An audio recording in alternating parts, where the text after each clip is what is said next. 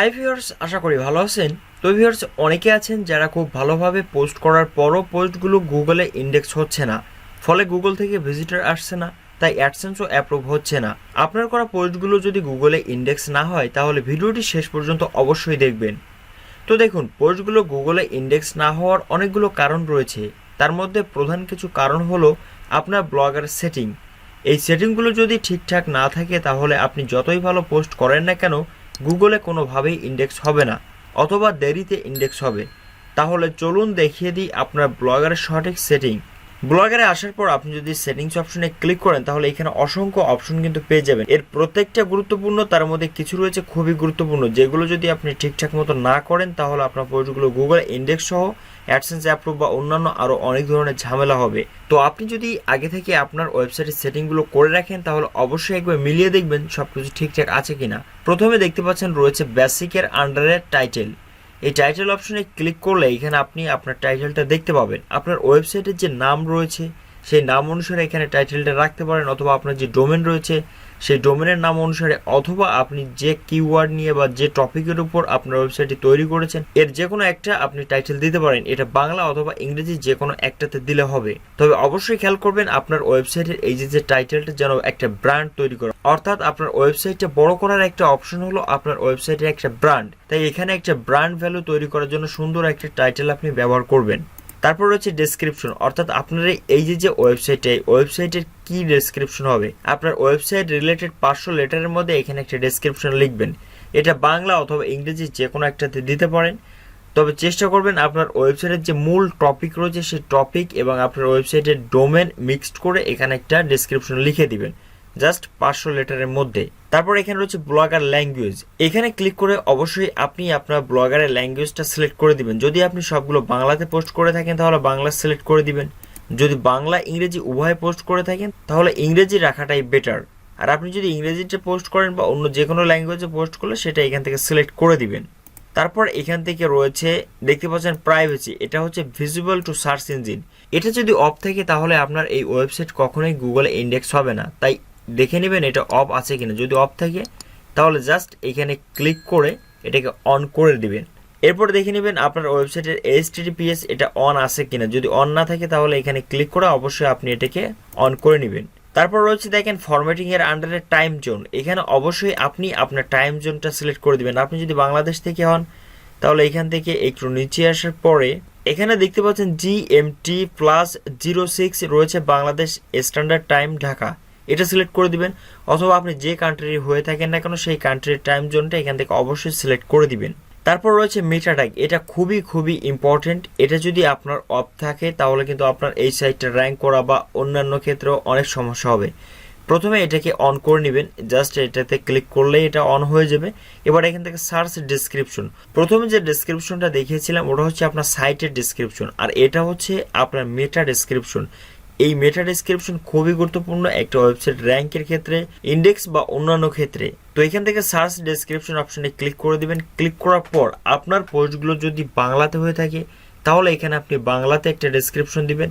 আপনার পোস্টগুলো যদি ইংরেজিতে হয় তাহলে ইংরেজিতে দিবেন। বাংলা ইংরেজি উভয় হলে জাস্ট ইংরেজিতে একটা ডেসক্রিপশন লিখবেন। এটা মাত্র 150 লেটারের মধ্যে লিখতে হবে। তবে এখানে অনেকে করে কি, আপনার যে কিওয়ার্ড নিয়ে কাজ করছেন এখানে সেই কিওয়ার্ডগুলো এভাবে দিয়ে জাস্ট এখান থেকে কমা দিয়ে ইউজ করে থাকি। এটা কখনোই করবেন না। সুন্দর একটা প্যারাগ্রাফ তৈরি করবেন, অর্থাৎ আপনার ওয়েবসাইটের যে টপিকটি রয়েছে আপনি কি টপিকে আপনার ওয়েবসাইটে পোস্ট করে থাকেন। যদি অনেকগুলো টপিক নিয়ে কাজ করে থাকেন সেখান থেকে নির্দিষ্ট একটা টপিকের উপর আপনি এখানে একটা সুন্দর ডেসক্রিপশন রাখতে পারেন, অথবা একটা নির্দিষ্ট নিশ নিয়ে কাজ করলে সেই নির্দিষ্ট নিশটা এখানে কিন্তু দিবেন, যেটাকে আমরা বলে থাকি মেইন কিওয়ার্ড। ওই কিওয়ার্ডগুলো একসাথে করে আপনি সুন্দর একটা ডেসক্রিপশন এখানে দিবেন। দেওয়ার পর এখান থেকে আপনি এটাকে সেভ করে দিবেন। এরপরে রয়েছে ক্রাউলার অ্যান্ড ইন্ডেক্সিং। এটাও যদি আপনার ওলটপালট হয়ে যায় তাহলে কখনোই ইন্ডেক্সিং হবে না বা ইন্ডেক্স হতে অনেক সময় লাগবে। এখানে দেখেন রয়েছে ক্রাউলার অ্যান্ড ইন্ডেক্সিং, অর্থাৎ গুগলে ক্রাউল করবে এবং ইন্ডেক্স করবে। এই যে অপশনগুলো, এই অপশনগুলোর উপর ভিত্তি করে প্রথমে রয়েছে enable custom robot.txt। এটাকে অবশ্যই আপনার অন করতে হবে। অন করার পর এখানে রয়েছে custom robot.txt।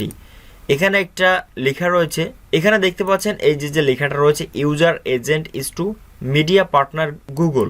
তারপর রয়েছে ডিসঅ্যালাউ, তারপর রয়েছে ইউজার এজেন্ট, তারপর এখান থেকে ডিসঅ্যালাউ রয়েছে সার্চ, তারপর অ্যালাউ রয়েছে আপনার যে সাইট ম্যাপটা থাকবে সেই সাইট ম্যাপ। এখানে সাইট ম্যাপ দুইভাবে তৈরি করা যায়, একটা হচ্ছে অ্যাটমের মাধ্যমে আর একটা just site map dot XML মাধ্যমে। তো আপনি চাইলে জাস্ট এটাও আপনি ইউজ করতে পারেন। প্রয়োজনে আমি এটা এই ভিডিওটি ডেসক্রিপশন বক্সে দিয়ে রাখবো, সেখান থেকেও নিতে পারেন, অথবা এখান থেকে দেখেও লিখে নিতে পারেন। তারপর এখান থেকে জাস্ট এটাকে সেভ করে দিবেন। তবে খেয়াল করবেন এখান থেকে আপনার যে ওয়েবসাইটের লিঙ্কটা থাকবে সেই ওয়েবসাইটের লিঙ্ক /sitemap ডট এক্সএমএল অথবা অ্যাটম যে কোডটা রয়েছে সেই কোডটা, তারপর এখান থেকে এটাকে সেভ করে দিবেন। এরপরে রয়েছে enable custom robot header tag, এটাকে আপনারা অবশ্যই এখান থেকে অন করবেন। অন করার পর প্রথমে রয়েছে হোম পেজ ট্যাগ, এখানে ক্লিক করবেন। এখানে ক্লিক করে এটাকে অল করে দিবেন, তারপর এখান থেকে নো ডিপি করে দিবেন, অর্থাৎ অল এবং নো ডিপি। তারপর এখান থেকে এটাকে সেভ করে দিবেন। তারপর রয়েছে অ্যারাইসিভ অ্যান্ড সার্চ পেজ ট্যাগ, এখানে ক্লিক করবেন, এটাকে নো ইন্ডেক্স এবং এখান থেকে নো ডিপি করে সেভ করে দিবেন। তারপর রয়েছে পোস্ট অ্যান্ড পেজ ট্যাগ, এখানে ক্লিক করবেন, এটাকে অল, তারপর এখান থেকে নো ডিপি করে সেভ করে দিবেন। এরপরে রয়েছে মনিটাইজেশন। আপনার সাইটে যদি অ্যাডসেন্স অ্যাপ্রুভ থাকে তাহলে অবশ্যই এই সুইচটি অন করবেন। এই সুইচটি অন করার পর এখানে দেখতে পাচ্ছেন কাস্টম অ্যাড ডট টিএক্সটি একটা ফাইল এখানে আপনি পেয়ে যাবেন আপনার অ্যাডসেন্স অ্যাকাউন্টে। জাস্ট ওইখান থেকে এই কোডটা বসিয়ে দিয়ে এখান থেকে সেভ করে দিবেন।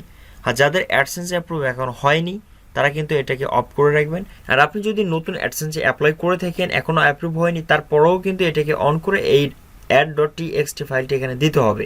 আপনার অ্যাডসেন্সের এই ফাইলটা যদি এখানে না দেন তাহলেও কিন্তু অ্যাডসেন্স অ্যাপ্রুভ নাও হতে পারে বা একটা সমস্যা অ্যাডসেন্সে দেখাইতে পারে। ইন্ডেক্সের জন্য আপনার ব্লগারে এটাই হচ্ছে বেস্ট সেটিং। এইগুলো আপনি সুন্দরভাবে করে রাখবেন। যদি আগে থেকে করে থাকেন তাহলে প্রথম থেকে মিলায় আসেন কোনো কিছু ওলট পালট আছে কিনা, তাহলে সেগুলো ঠিক করে রাখবেন। এরপরে চলে যাবেন গুগল সার্চ কনসোলে। গুগল সার্চ কনসোল আসার পর প্রথমে দেখবেন সাইট ম্যাপ। সাইট ম্যাপে আসার পর আপনার ওয়েবসাইটের লিঙ্কটা অবশ্যই তো এখানে দেখতে পাবেন।